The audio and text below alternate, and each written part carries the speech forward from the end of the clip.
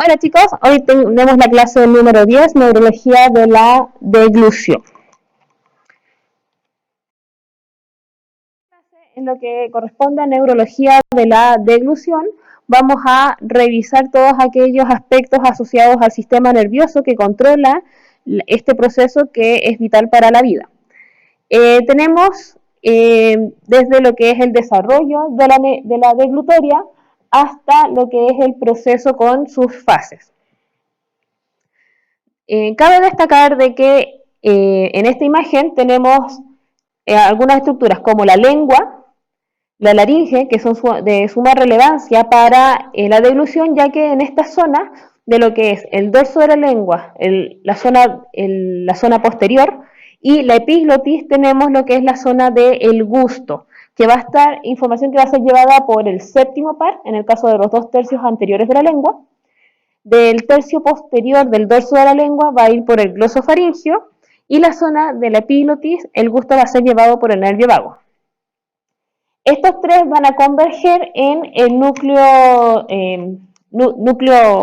gustativo del tracto solitario, que es en la versión rostral, la zona superior, y desde ahí vas a ascender hasta el núcleo ventroposterolateral para finalmente terminar en la zona del gusto primaria, que corresponde a la zona lateral e inferior del surco del giro sensitivo primario, en el giro postcentral.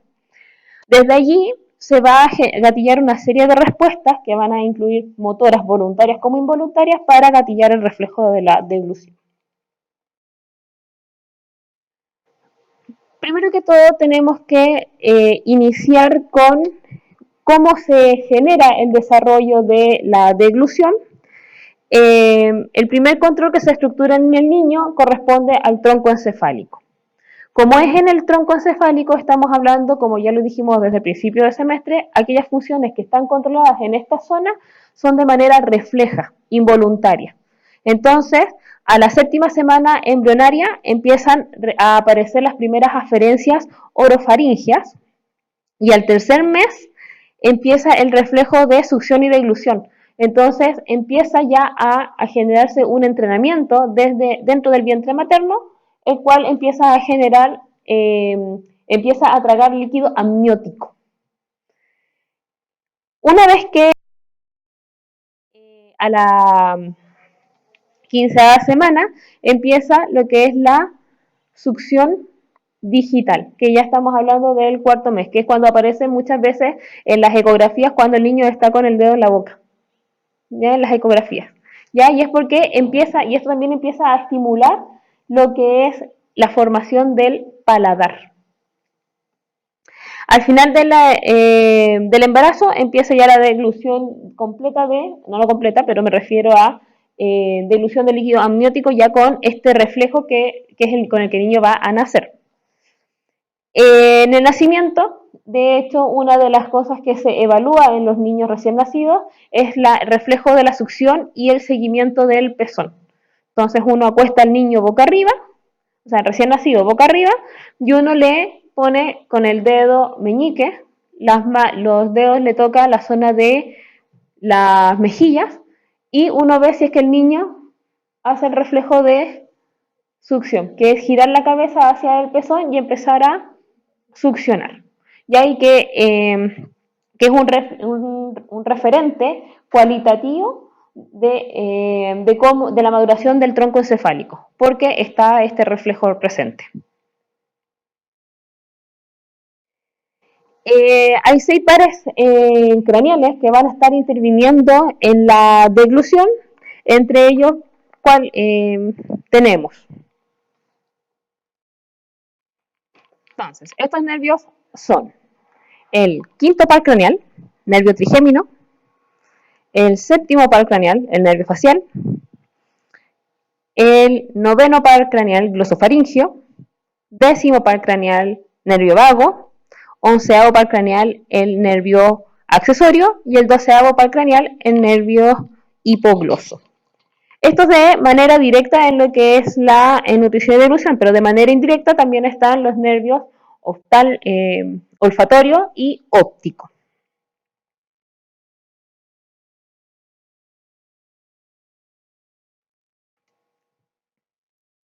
y ahí están los números de los pares craneales que están de manera directa. Entonces, un pequeño recuento de lo que fueron los nervios craneales, los cuales ya revisamos en la clase de pares craneales. En estos nosotros tenemos el nervio trigémino con su rama B1 oftálmico, que recordemos que da inervación sensitiva a todo lo que es la zona periorbitaria. El nervio maxilar, que da inervación sensitiva a todo lo que es la zona del párpado inferior. Y el nervio mandíbular en la zona de la mejilla, y el nervio mandibular que va a estar dando inervación a la región temporal, mejilla, mentón, labio inferior, encía, dientes y mandíbula. Además, con inervación sensitiva de este tercer ramo del nervio, tenemos que emerge el nervio lingual, el que da sensibilidad a los 2/3 anteriores de la lengua. Entonces, si nosotros percibimos la textura de los alimentos, o si es que tiene temperatura o incluso dolor, va a ser llevado por este ramo. Además, D3 da inervación motora a los músculos masticadores y tensor del velo del paladar, miloioidio y el vientre anterior del músculo digástrico. Con respecto al facial, tenemos una porción motora que va a estar asociada a los músculos de la mímica, el cual dentro de lo que es la deglución y la masticación es muy importante lo que es el orbicular de la boca y el bucinador. En el caso del orbicular de la boca va a actuar como un esfínter que va a evitar que los alimentos salgan de la cavidad bucal mientras nosotros masticamos. Y en el caso del bucinador va a estar presionando las mejillas contra los dientes, contribuyendo a poder llevar el bolo desde un lado hacia el otro, junto con la musculatura de la lengua. Además, tenemos de que va a inervar al vientre posterior del digástrico, muy importante también en lo que son los movimientos del hueso yoides, además de estiloioidio, y como ya había dicho, bucinador y el platisma. Además, el facial intermedio lleva el gusto de los 2/3 anteriores de la lengua. Recordemos, 2/3 anteriores de la lengua, sensibilidad gustativa es el nervio facial, pero sin sensibilidad general es el nervio trigémino, la rama de 3, el nervio lingual. El nervio glosofaringeo da inervación a lo que es el velo del paladar, orofaringe, y parte inervación de la lengua. Eso es de manera sensitiva general. En el caso del gusto es del tercio posterior del torso de la lengua, y inervación motora al estilofaringeo, que es uno de los músculos más importantes tanto en la deglución como en el lenguaje, la producción del lenguaje. En el caso del nervio vago, tiene el gusto de la raíz de la lengua y la zona de la epiglotis, da inervación sensitiva a la laringe y además inervación motora a la musculatura intrínseca de la laringe. Eso es a través del nervio laringeo recurrente. Y además da inervación a los músculos cricotiroideos, bueno, y como ya había dicho, los músculos de la laringe. El nervio accesorio, que es netamente motor, da inervación al músculo esternocleidomastoideo y el trapecio superior, los cuales van a influir en la posición de la cabeza durante la deglución. Por eso es su rol en estas fases. Y el hipogloso, que va a dar inervación a todos los músculos de la lengua, más el genilloideo, y ahí el tiroioideo con asterisco, porque depende de la literatura, el tiroioideo es inervado por C1, como lo vimos nosotros anteriormente. Volviendo al tronco encefálico, nosotros tenemos los centros de deglución en la parte media del romboencéfalo. Ahí estamos específicamente a nivel de un corte a nivel de las olivas. ¿Ya?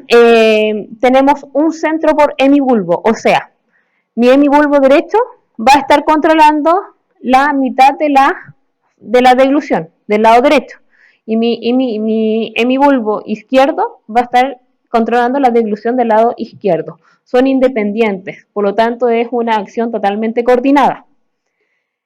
En el caso de los núcleos, está el núcleo tracto solitario, que inicia y organiza la secuencia motora de la deglución, sobre todo aquella que es la fase refleja. En este caso, cuando estamos hablando de recién nacidos y además la acción refleja que después se mantienen adultos.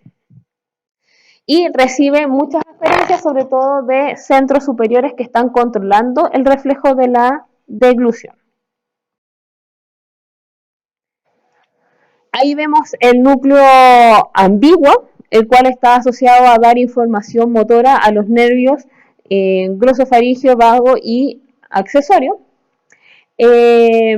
Y por lo tanto va a estar inervando musculatura de la laringe, en el caso del glosofaringeo, el estilofaringeo, en el caso de los músculos supra e infraioidios, en el caso del nervio vago. Recuerden que dentro de los suprayoidios también están inervados por el nervio B3 y el facial. Y en el caso del nervio accesorio, para esternocleidomastoideo y el trapecio.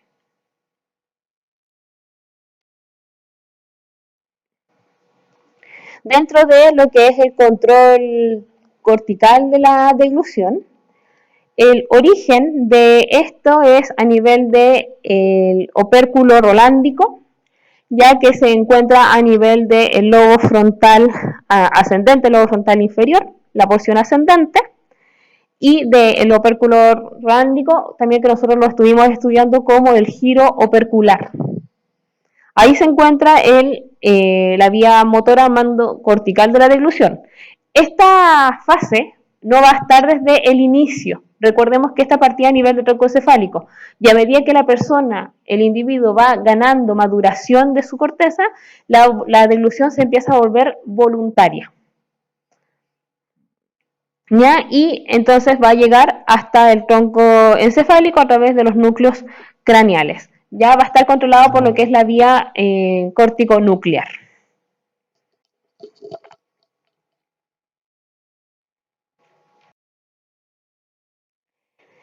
Entonces, dentro del tronco encefálico, los núcleos de los nervios craneales, vamos a ver nuevamente núcleos del tracto solitario, que va a estar bajo el control de los centros superiores a través del fascículo córtico vulvar. Y el núcleo ambiguo, que como dijimos es un núcleo motor, que va a estar asociado a los núcleos desde el 9 al 11 y transmite las órdenes motoras que vienen desde el tracto solitario. Entonces, la información que viene de la corteza que llega al tracto solitario, llega también después, luego llega al núcleo ambiguo, el cual va a dar información motora a los músculos que van a iniciar el reflejo de la deglución.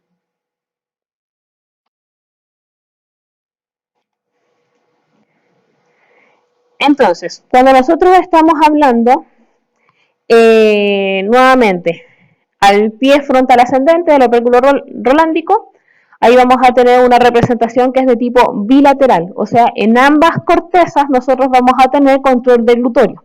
Al igual que a nivel del tronco encefálico, nosotros teníamos de que cada hemibulbo controlaba una porción, o sea, una mitad de los elementos que estaban involucrados en la deglución. Eso también se repite a nivel cortical.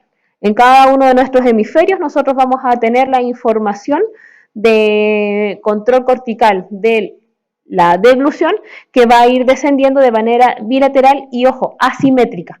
Nosotros tenemos, al igual que con las manos, que tenemos un lado que es dominante, nosotros también tenemos durante la fase, por ejemplo, de la masticación y la deglución, también tenemos un lado dominante. Y ojo que no necesariamente va a estar asociado a la zona de dominancia. Por ejemplo, si yo escribo con la mano derecha, no necesariamente mi lado dominante desde la deglución va a ser el derecho, podría ser eventualmente el izquierdo.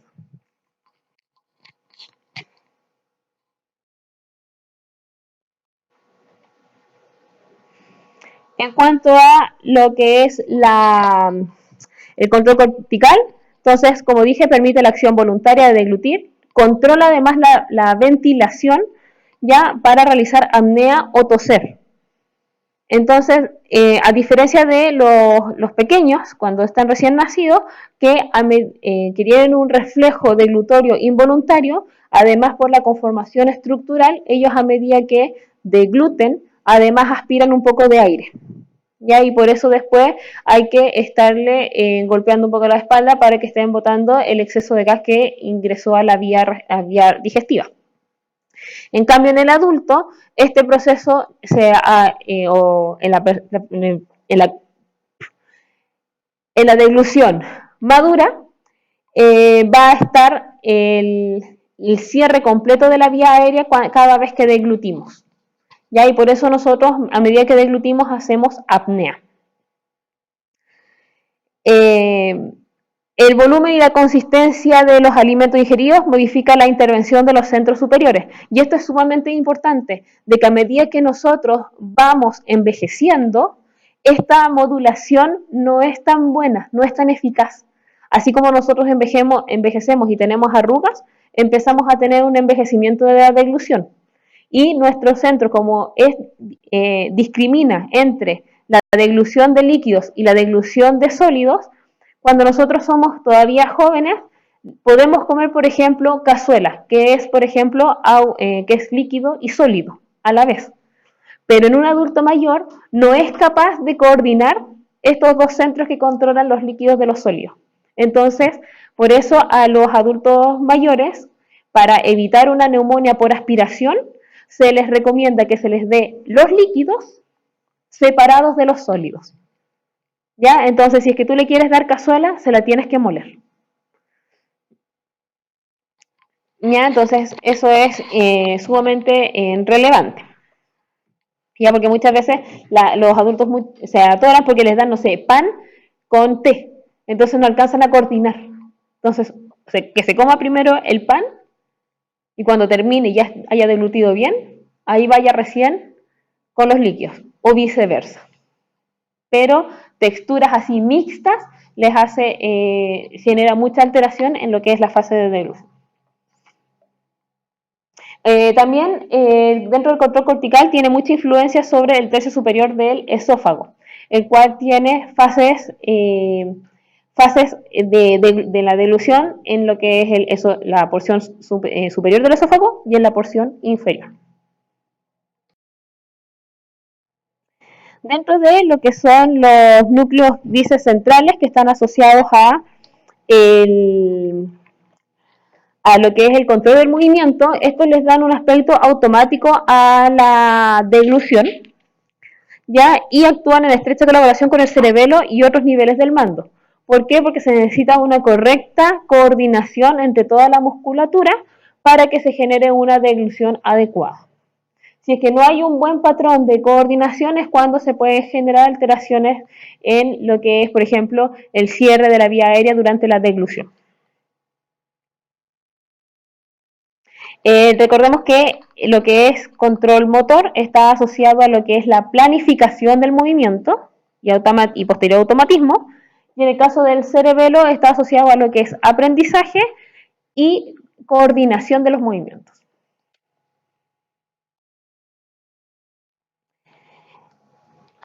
En el caso del sistema cerebroso, como ya se los estaba mencionando, permite generar sincronización en las sinergias complejas.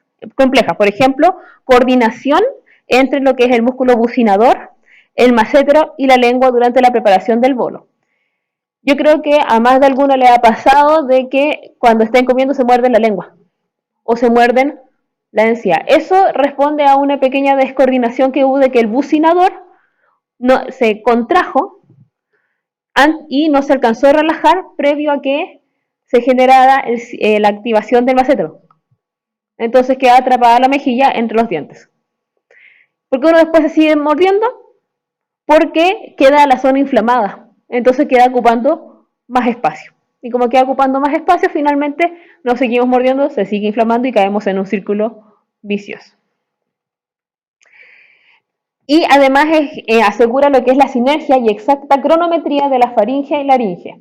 Ascenso a laringe, cierre de la glotis, correcto desencadenamiento del reflejo de deglución y posteriores etapas. Y que después se vuelva la ventilación. Por ejemplo, ¿les ha pasado que en estos días que hace mucho calor empiezan a tomar agua seguido? Y toman agua y de repente tienen que detenerse porque necesitan respirar. Bueno, eso también está asociado a una correcta coordinación y cronometría.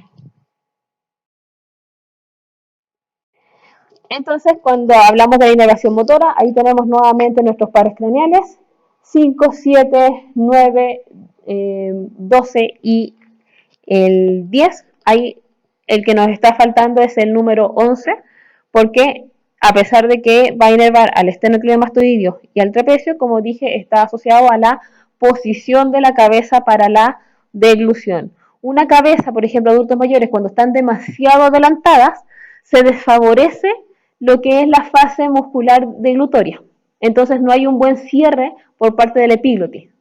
Por eso una recomendación que se da, sobre todo a los adultos mayores que están con dificultades para deglutir, es que cuando traguen, peguen el mentón a la que es el esternón, haciendo una flexión de cabeza.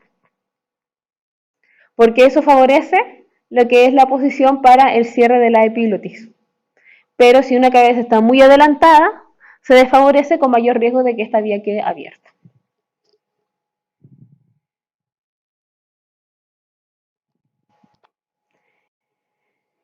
Luego del desarrollo postnatal, las conexiones de los captadores orales, sus núcleos, enlaces internucleares, se extienden hasta el nivel subcortical, tálamo y corteza. Cuando llega a nivel de control cortical, los núcleos grises y el cerebelo, llega a ser preponderante la relación del tronco cefálico. Por lo tanto, el niño empieza a abandonar el modo de succión y empieza con lo que son las fases de la masticación. Y esto también se ve favorecido porque con la picazón que le da a los niños por donde están creciendo los dientes, ellos empiezan a masticar. ¿Y qué es lo primero que ocurre? Es que empiezan a generar un exceso de salivación porque están siempre estimulando. Pero una vez que esto empieza a estar más maduro, la saliva empieza a ser contenida y cuando empiezan a crecer los dientes, los niños empiezan de a poco a gatillar lo que es la masticación. Y por eso se empieza a generar como un entrenamiento. Hay distintas líneas. Hay líneas que dicen que hasta que no le crezcan los dientes es mejor no darles picados y partir por colados y después picados para evitar una posible aspiración. Pero hay otras líneas que son mucho más nuevas que dicen que a los niños sí hay que empezar a darles picados de edad temprana para que empiecen a gatillar de mejor manera la maduración de la deglución. Y el desarrollo va a ser progresivo entre el sexto mes y los 3 años. Por eso los sexto meses es cuando se les empieza a dar las comidas más sólidas. ¿Ya? Y en cuanto a cuándo dejar de darle leche, ahí también va a depender la línea de pediatría a la cual está asociado. Hay personas que dicen que hasta los 6 meses y que se le cambie hacia a las comidas. Hay personas que igual le siguen dando leches incluso hasta los 2 años. ¿Qué dicen los estudios? Es que entre los 6 meses y el año es cuando la mamá le logra aportar todavía una gran cantidad de nutrientes. Después del año se ha visto que en realidad los aportes de nutrientes que puede dar la madre en realidad no están por sobre lo que es la alimentación. Pero ahí ya también va a depender mucho de lo que son las creencias y lo que quiera cada una de las madres para criado de sus hijos. Ahí no hay nada que te pueda decir que es bueno, que es mejor que otro. Tenemos también que no podemos dejar de lado lo que es la inervación autónoma. Cuando hablamos de la inervación autónoma, estamos hablando de aquellos nervios que van a estar asociados a la inervación simpática y parasimpática. Especialmente vamos a estar hablando de la laringe y la faringe. Recordemos que lo que es la información de tipo simpática viene desde la zona torácica, por la cual van a estar saliendo las inervaciones hacia los distintos órganos.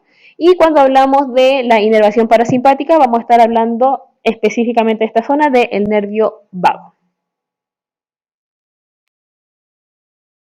Entonces, ¿cómo funciona el sistema de la deglución? Tenemos estímulos sensitivos y sensoriales. Dentro de los sensoriales están los gustativos, pero recuerden que también tenemos información asociada a la visión, al olfato, incluso a la audición. Por ejemplo, si nosotros estamos despertando en la mañana y sentimos los ruidos de los platos de quien está preparando el desayuno o el almuerzo, depende de la hora que uno se levante.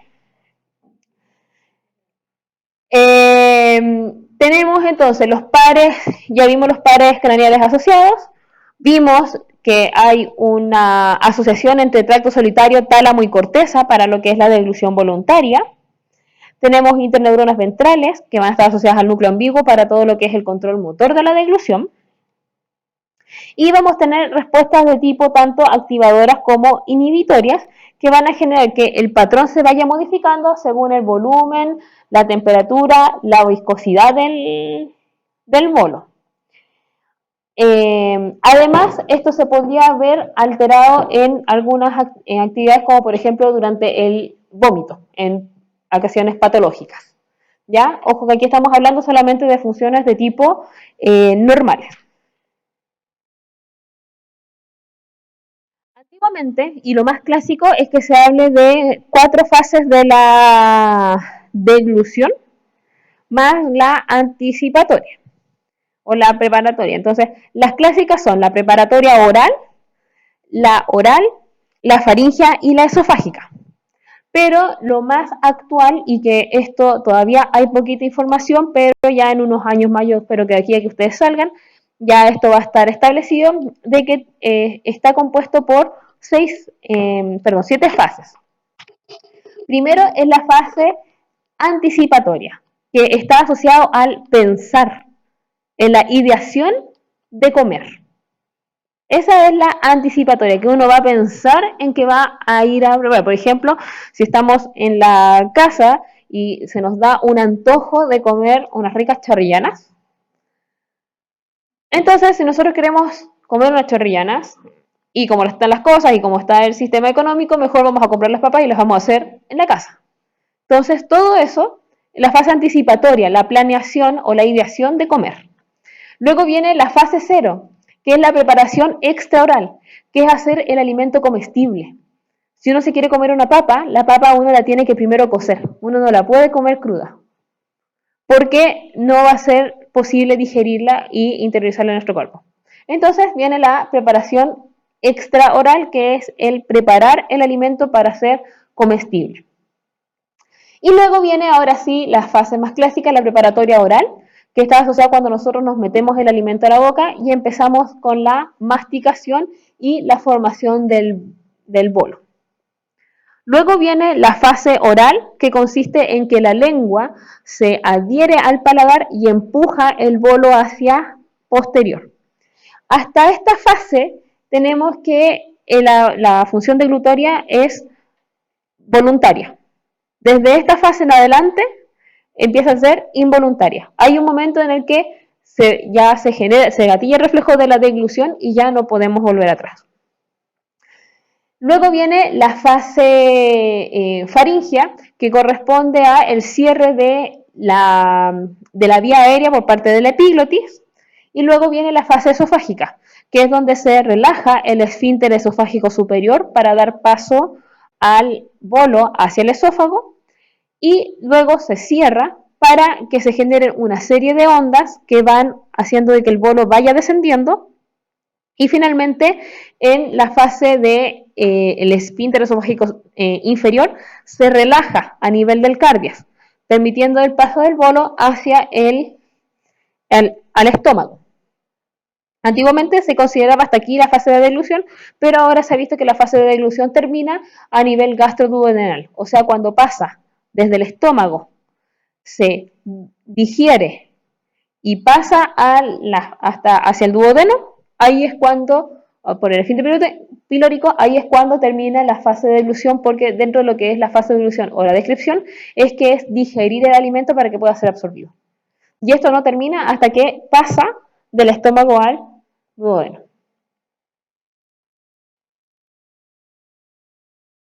Entonces, aquí era lo que ya les había estado explicando. Tenemos la fase anticipatoria, que va a estar asociada a la información sensorial, recuerdo o pensamiento. Podemos pensar en un alimento y sentir deseo, podemos sentir repulsión, activación de las glándulas sensoriales salivales, activación de esquemas motores de digestión diferenciadas, quali y cuantitativamente. Y una cosa importante, por ejemplo, yo hace unos minutos les hablé sobre sobre la deglución en adultos mayores, que no son capaces de distinguir bien entre lo que es los sólidos de los líquidos. Entonces, por ejemplo, en los centros de atención donde hay adultos mayores, lo que hacen, les toman la comida y se las muelen todas juntas. Y eso es un error. No porque los nutrientes no vayan a estar ahí, sino porque se hace sumamente poco atractivo para los adultos mayores. Imagínense que no tenga dientes y no haya tenido todavía una placa y pueda comer solamente papillas. No cuesta nada hacer, por ejemplo, que el arroz se muela separado, por ejemplo, de la carne y separado de los vegetales. Y que se ponga la misma porción en el plato como 3 porciones con 3 colores distintos. Y que pueda ir saboreando los distintos sabores en vez de que siempre les den la misma masa de todo mezclado.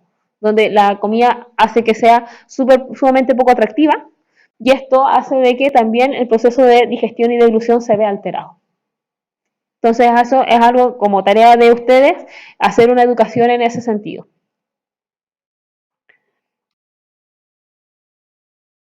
Hablamos de la fase cero, de la preparación extraoral de las sustancias y que entre más atractivo sea un plato, finalmente más sabroso da la sensación. Uno se anticipa de con más ganas va a comer, por lo tanto, lo que son las fases de deglución se van a ver favorecidas.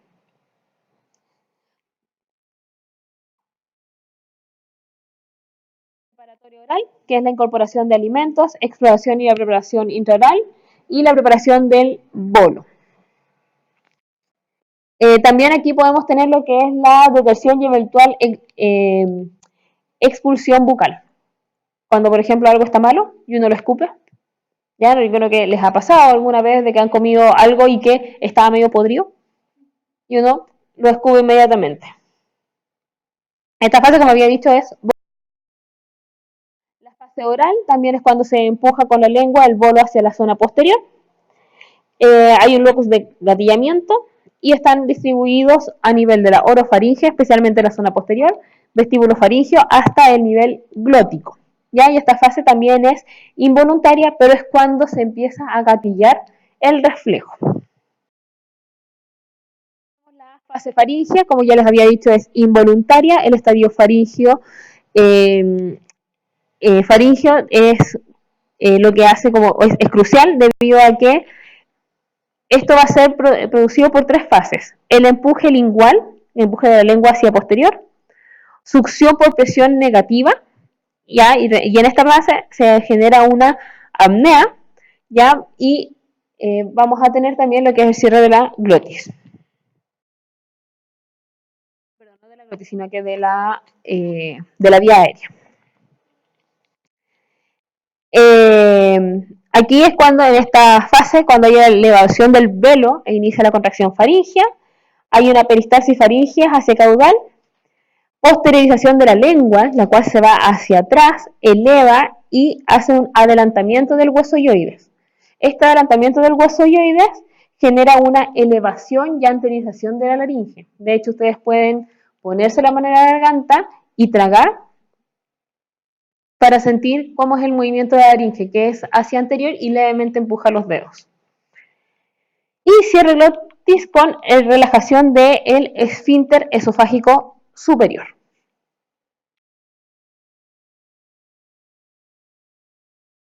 La esofágica, relajación del esfínter esofágico superior y la peristalsis esofágica, que es lo que nosotros estamos viendo al lado derecho, donde nosotros estamos viendo el descenso del bolo a través del esófago. Y la fase gástrica duodenal, donde hay una relajación del esfínter esofágico inferior, penetración de alimento a la cavidad gástrica y una relajación del esfínter pilórico para que este pase al duodeno. Bueno chicos, eso ha sido la clase de deglución. Si tienen dudas me escriben. Saludos.